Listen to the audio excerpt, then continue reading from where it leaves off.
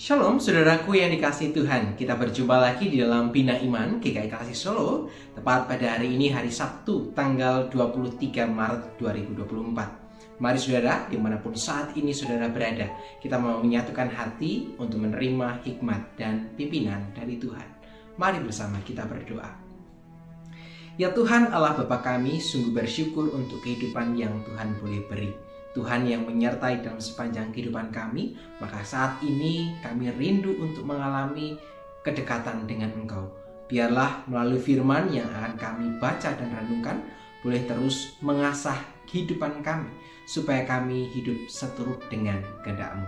Untuk itu Tuhan, berfirmanlah di tengah-tengah kami, karena kami siap untuk mendengarkannya. Di dalam nama-Mu Tuhan kami Yesus Kristus, Tuhan dan Juru Selamat kami yang hidup, kami berdoa. Amin. Saudaraku yang terkasih dalam Tuhan, doa adalah bagian penting di dalam kehidupan orang percaya. Melalui doa kita berkomunikasi dengan Tuhan. Di dalam doa itu bukan hanya berbicara tentang bagaimana kita berkeluh kesah terhadap apa yang kita alami, tapi doa juga bisa menjadi bagian ungkapan syukur kepada Tuhan. Di dalam doa kita juga bisa mengungkapkan permintaan-permintaan kita kepada Tuhan.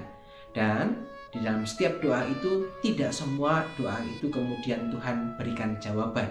Terkadang di dalam doa itu Tuhan meminta kita untuk bersabar di dalam setiap proses yang kita jalani.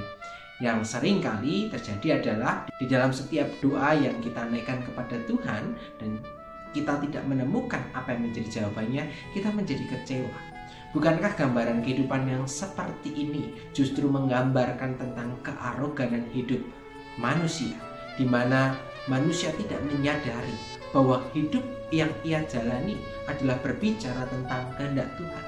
Maka ketika kita menuntut Tuhan atas setiap permintaan kita yang tidak pernah kunjung dijawab Tuhan, bukankah itu menggambarkan bagaimana kehendak kita justru kita paksakan untuk Tuhan berikan kepada kita?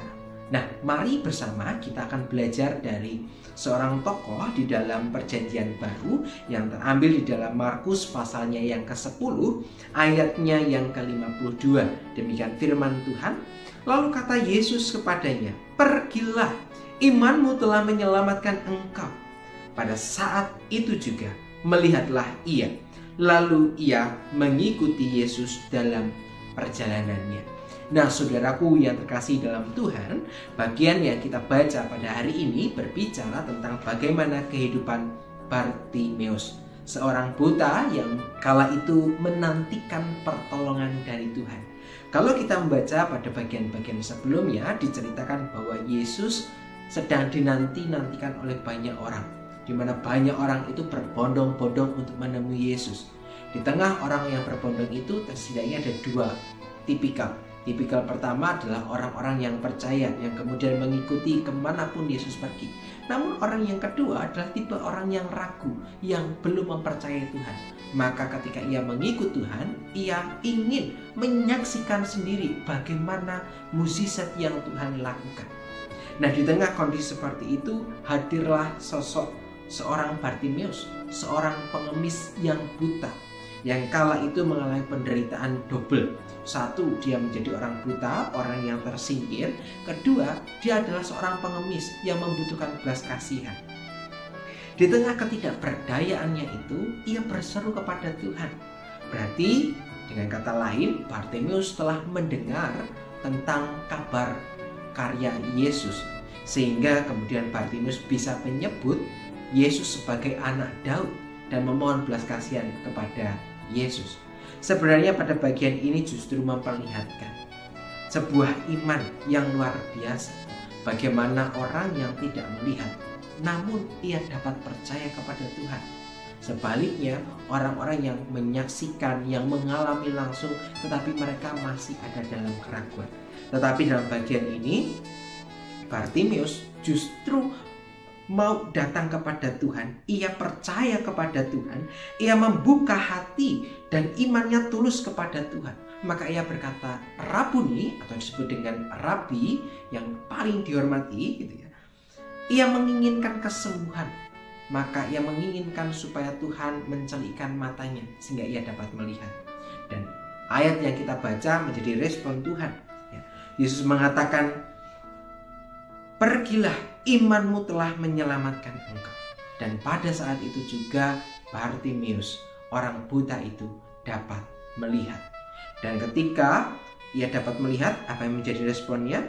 Yesus membebaskannya.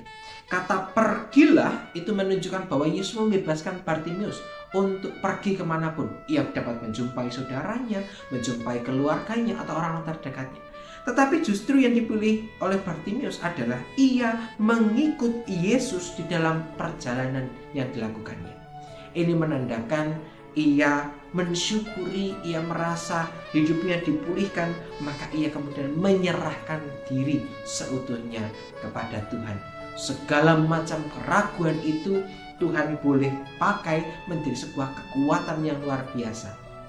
Maka peristiwa Yesus menyembuhkan Bartimeus sekaligus menegur banyak orang kala itu, di mana mereka tidak percaya.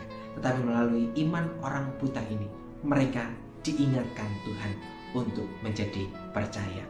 Nah, saudaraku yang dikasihi Tuhan, lewat permenungan ini mari bersama kita juga belajar dari iman Bartimeus, di mana di tengah segala keterbatasannya ia menyadari akan siapa dirinya. Ia berseru hanya kepada Tuhan, dan ia tahu ketika ia berseru hanya kepada Tuhan, maka Tuhan akan memberikan jalan keluar. Maka dalam bagian ini, tindakan yang dilakukan oleh Bartimeus adalah menyerahkan diri seutuhnya pada Tuhan. Ia menjadi pengikut yang setia kepada Tuhan. Maka bagaimana dengan kita? Setiap kita yang diberikan kesempatan, sudahkah kita juga dapat melihat kemahakuasaan Allah di dalam setiap kehidupan kita? Maka saat ini kita diundang untuk menyadari setiap karya Tuhan yang boleh hadir di dalam setiap kehidupan kita. Biarlah permenungan ini boleh mengantarkan kita untuk semakin dekat kepada Tuhan. Hidup seturut dengan apa yang menjadi kehendak Tuhan. Mari kita menutup permenungan ini di dalam doa kepada Tuhan. Kami bersyukur ketika Tuhan ingatkan kami lewat pengalaman iman Bartimeus. Sungguh kami amat malu Tuhan, bahwa seringkali kami dibutakan oleh karena ego kami, oleh kepentingan kami, sehingga kami tidak bisa melihat karya Tuhan yang menyapa kami dengan begitu hangatnya. Biarlah firman hari ini boleh menegur setiap hati kami, supaya kami hidup seturut dengan kehendak-Mu. Kami menyerahkan seluruh kehidupan kami Tuhan, hanya ke dalam tangan cinta pengasihan. Di dalam nama-Mu, Tuhan kami, Yesus Kristus, Tuhan dan Juru Selamat kami yang hidup, kami berdoa. Amin. Saudaraku yang kasih Tuhan, demikianlah dunia iman kita hari ini. Selamat melanjutkan kehidupan, selamat melanjutkan pengalaman iman bersama dengan Tuhan.